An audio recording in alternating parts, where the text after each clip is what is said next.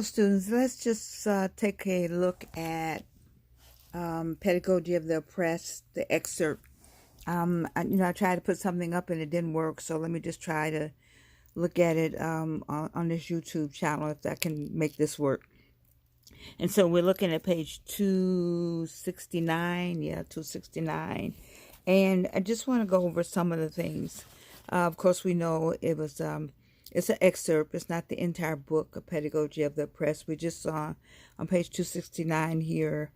And, it's Pablo Freire, when he wrote this from a Brazilian point of view. And he was a Brazilian.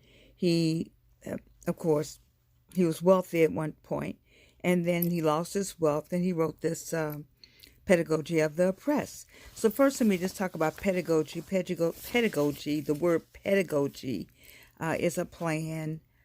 So we're looking at a plan of the oppressed. He came up with some plans, some activities, a blueprint, so to speak, for the oppressed. So pedagogy of the oppressed. And when we look on page 269, if you look in the italics, as we talk about the two steps here. Let me see what I said. Two stages. So let's go right here. Let me see what it says right here. In it, he argues that education is the path to permanent liberation and consists of two stages. So we talked about the two stages. The first stage is that by which people become aware of their oppression. So if you don't know you're oppressed, then how are you going to talk about oppression if you don't know? And it says here, and through praxis, praxis, transform that state. So that's stage one. So stage one is to be aware, and through practice, praxis, those two items go together. Then practice, praxis, is transforming ideas into action. So you have to be aware. You have to come up with some ideas, some kind of plan, some kind of blueprint. What are you going to do? That's all step one. And then stage two is more of the same. So there are two stages, but stage one is, becoming aware. And then once you become aware, the whole practice, praxis idea, you are translating or transforming your ideas, your plan. What are you going to do? You got to have some kind of action plan. If you look down where it talks about humanization and dehumanization, who helped you become, more humane? Right now we're in the middle of a pandemic, and here's some cases of humanization. You're watching people become, really humanization is really, you can see it at its best now. You see people going in to work. They're on the front line, the first responders. God, we see some great examples of humanization right now. We know the other word, dehumanization. We've seen some examples of dehumanization in history.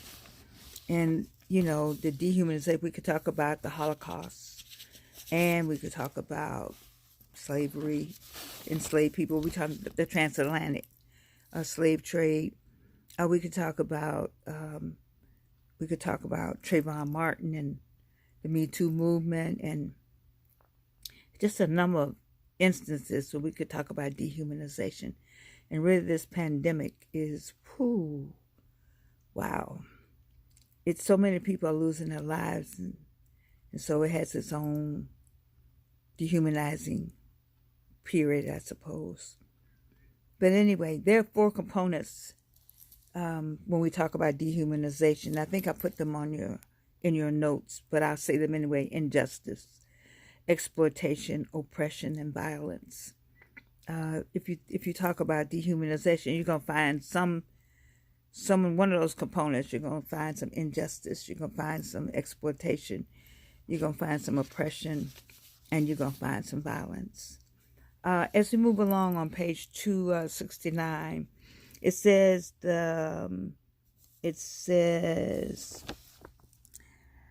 But while both humanization and dehumanization are real alternatives, only the first one is the people's vocation. So really we're talking about the people's vocation. We're the people. It's vocation, of course, our job. So what is our real job? Our real job is to be more humane to one another, to practice humanization and not dehumanization.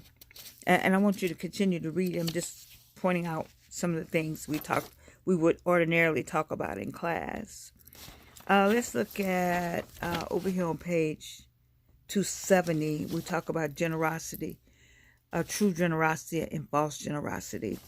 If you look at the paragraph that starts with this, then go down to any attempt to soften the power of the oppressor in deference to the weakness of the oppressed almost always manifests itself in the form of false generosity. Indeed, the attempt never goes beyond this. So false generosity, it's a lot of that. My students, I asked them, having read this, what do you consider false generosity? This is some of the things. They said student loans was false generosity. The EBT card was false generosity. What else did I get? People, when you had the projects, people living in the projects was false generosity. We give you something. We're gonna give you something, but we're gonna give you something hopefully to keep you really attached to us. We're just gonna give you just enough to make you come back for more. True generosity is the opposite of that. I would say you give a man a fishing pole. That's true generosity. You give him a fish sandwich, and don't teach him how to get that fish sandwich, or teach him, what it took to get the fish sandwich, how much it costs to get the fish sandwich, how you have to get the fish sandwich. By giving him a fishing pole, then you're doing true generosity. One of my students said something, and I wrote it down. It said, it's the short-term answer to long-term problems. False generosity.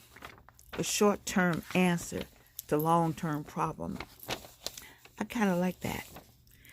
So I want you to read that page and continue to read this lesson, the paragraph that starts with this lesson, and go all the way down to the next paragraph. But almost always during this initial stage of the struggle, the oppressed. And I want you to know now, when he wrote this piece, this is not black folks. This is not Latino people. This is people. He was a Brazilian writing to other Brazilians, but it's been translated in so many different languages because we're talking about oppression. Oppression is oppression is oppression. This one says, but almost always during the initial stage of the struggle, the oppressed, instead of striving for liberation, tend themselves to become oppressors or sub-oppressors. I think during the slavery time or enslaved time, people said, you want to keep black people in control, you get another black person to control them. A sub-oppressor. A sub-oppressor. We've seen that. You got examples yourself. Continue to read this very next thing. The very structure of their thought, the sub-oppressor we're talking about, has been conditioned by the contradictions of the concrete existential situation by which they were shaped. Their ideal is to be men, but for them to be men is to be oppressors. So if I'm a sub-oppressor, my ideal is to be just like the person that I idolize. If I idolize, a group of people, I want to be like them. They are oppressors. Then that would be my ideal. And it says here, this is their model of humanity. When you look at the movie, you saw the movie, the slave narratives. At the end of the movie, they said, where you going? I don't know. What you gonna do? I don't know. What was their model of humanity? They had been enslaved, and we have been enslaved, rather, for 400 years. What was our model of humanity? Who have we looked at? What traits did we have? What What we didn't know our culture, we had been sold off. As soon as we learned how to read, we were sold off. As soon as we found each other, we were sold off. If anybody looked like they could read or they knew more than anybody, we were sold off. So we couldn't have any consistency in knowing our own culture. So all we knew was their culture. They were the success. That was our model of humanity. And so, Madam C.J. Walker, first thing we did was get straight hair, right? Go to the next line. The phenomenon derives from the fact that the oppressed at a certain moment of their existential experience adopt an attitude of adhesion. Do you see that word? Adhesion. Adhesion, when you, an adhesive bandage, adhesion, you attach yourself to your oppressor. It's the Stockholm theory. We could align it to that, I'm pretty sure. Yeah, we could. So I want you to continue reading. Read. Still on page 270. Go down to the fear of freedom. Oh my God, this is something. Fear of freedom, which afflicts the oppressed, a fear which may equally well lead them to desire the role of the oppressor, bind them to the role of oppressed, should be examined. We did have a fear of freedom. I'm sorry about my phone. We did have a fear of freedom.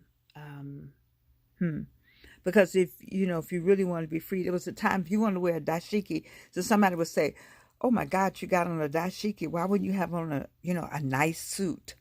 Isn't that crazy?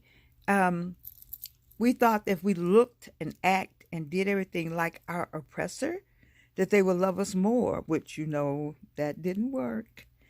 Anyway, let's keep reading. Let's go down to what I really ask you, prescription.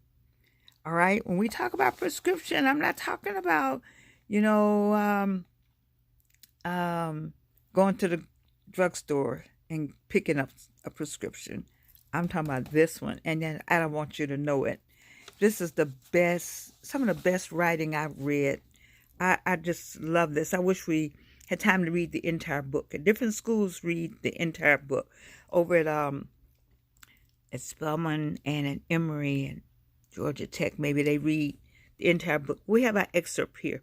So let's go to this next line. One of the basic elements of the relationship between oppressor and oppressed. We're talking about the relationship between the oppressor and the oppressed is called prescription. What is that relationship all about? Here it is. Every prescription, find it on the paper, every prescription represents the imposition of one individual's choice. Listen now. Every prescription represents the imposition of one individual's choice upon another, on somebody else. Transforming the consciousness, transforming the brain, the mindset, the thoughts of the person prescribed to into one that conforms with, here we go, with the prescriber's consciousness. Oh my gosh. Now, here's a short version. Brainwash. But you can't use brainwash on my exam. You got to use prescription. And you need to know what I just read and understand it. All right? Let me go to the next page because this is going to be too long probably. But here we go. Let's go with the last line. Thus, the behavior. Okay, I'm over on page 271. The oppressed is a prescribed behavior following as it does the guidelines of the oppressor. So we did. We look like, we talk. We have two languages. Well, I'll get to that. We look like, we tried to do everything like. All the time we doing everything like the oppressor. What was the oppressor doing? Appropriating all our stuff. You want our rhythm, but not our blues. Here we go. The next line. The oppressed, having internalized the image of the oppressor and adopted his guidelines, are fearful of freedom. Freedom will require them to eject this image. Don't try to be like, look like, act like, talk like, and replace it with autonomy and responsibility. Here's a good one. Freedom is acquired by conquest, not by gift. Let's just talk about African Americans. Let's talk about, were we gifted our freedom, or did we get it by conquest? The Haitians got theirs by conquest. We got ours by gift. Yes, we did. The Emancipation Proclamation. And wait a minute, that Emancipation Proclamation was not because somebody wanted you to be free. It was all about economics. Make sure you read the fine print. All right? But it worked. All right, let's go down to this last part. Where am I? On page 271? Okay. The oppressed go, follow. Where am I? Okay, the oppressed suffer from the duality which has established itself in their innermost being. They discover that without freedom, they cannot exist authentically. Yet, although they desire authentic existence, they fear it. They are at one and the same time themselves and the oppressor, whose consciousness they have internalized. Did you read that? Oh, my. How does that work? Well, I think when we talked about, we had some discussions in class when you go on an interview. That's that duality thing. You know, we know how we could talk to each other and never. I can have a whole conversation with each other, and we never have to say a word and be a whole paragraph. But then we have to chirp and say things specific ways when we're in our other environment. It's a duality. And so my students W.B. Du Bois talks about it. So you got to look up W.B. Du Bois. W.E.B. Du Bois, I should not have to tell you who that is, and I'm not. I need for you to look up W.E.B. Du Bois, double consciousness, because we're talking about double consciousness. Just like Freire is talking about duality, W.B. Du Bois talks about double consciousness. Same thing, duality. Duality. I got to have a certain look. I am so glad that the young people, millennials now, you don't have to have that look. You can have hair twists and cornrows. When I worked for Delta Airlines, there was no such thing. I'm going to tell you a story, and I'm on YouTube with it. I got called in because I had a headband on my head. It was red, black, and green. Yes, it was. And it was beaded. Yes, it was. And so maybe it was the red, black, and green. Or maybe because it looked, but this is what the man told me. He said, you can't have that headband on your head because it looks too ethnic. He used that word, ethnic. I was like, wow. He called me in and wrote me up and put it in my file. I was so hurt over that because it looked too ethnic. I had people tell me when I worked at Delta Airlines, you speak so well to be, I would say, no, you speak so well. And in my mind, I would say, to be.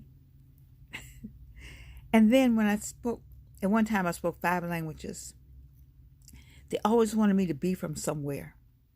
Why couldn't I just be like, I remember I was modeling in Canada. I was in school at the University of Laval in Quebec. And so somebody saw me at some point I was young. Y'all remember that? And I was thin. Yes, I was. And they said I looked good. Maybe I did. But anyway, maybe because I was the only black person that lived over in Basseville.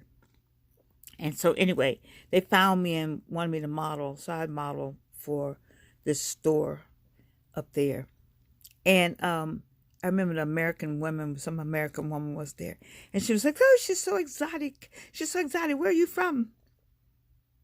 I had to do it. I came out of my French bag and I said, Gary, Indiana. Oh, the look on her face. Oh, my God. I will never forget that. Because I was just then what? An ordinary Negro, ordinary black person. I was no longer exotic. There you go with the duality. To be is to be like, and to be like is to be like the oppressor. Right here on page 271. My students that I see 10 years ago, 8 years ago, 6 years ago, no, not 10 years ago, that's too long. Maybe 6 years ago, they come up to me and they say, Dr. Thomas, to be is to be like, and to be like is to be like the oppressor. Yes. So everyone repeat after me. To be is to be like, and to be like is to be like the oppressor. That's on page 271. Keep in mind, these are all thoughts from Mr. Freire, not me. But I am just so excited about his work. So keep reading after you get to that part. There's a part down here at the end of the page. The solution cannot be achieved in idealistic terms. In order for the oppressed to be able to wage the struggle for their liberation, they must perceive the reality of oppression not as a closed world from which there is no exit, but a limiting situation which they can transform. Oh my God, this is a wonderful piece of work. I hope that you will read the pages and follow what I put in Canvas. I have a list in Canvas. And then this is the only way I'm able to get this video going, apparently. So let's try this. I hope it works. And I hope you're doing all right, young people. We're living in some sad times right now. Those of you in New York, my heart goes out to you every day. I cry every time Governor Cuomo comes on. I watch him, and tears come in my eyes. Those of you who live in California, in Chicago, and New Orleans, listen, we have to take care of yourselves. I'm in Georgia. We have to take care of ourselves.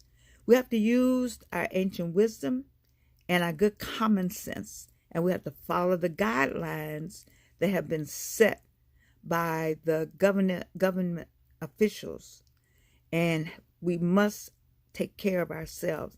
You can save a life if you stay at home. Stay at home and get my lesson and study. And what else I want you to do? Well, my nose. I'm trying to rub my nose. Okay. Anyway, stay at home. Get my lesson. Get the lesson. Read a book. Read some books. Stay at home. Use your ancient wisdom. This right here. Use it. Use what we learned in class. All right. To be is to be like. And to be like is to be like the oppressor. Know that I love you, students. I wish I could see you.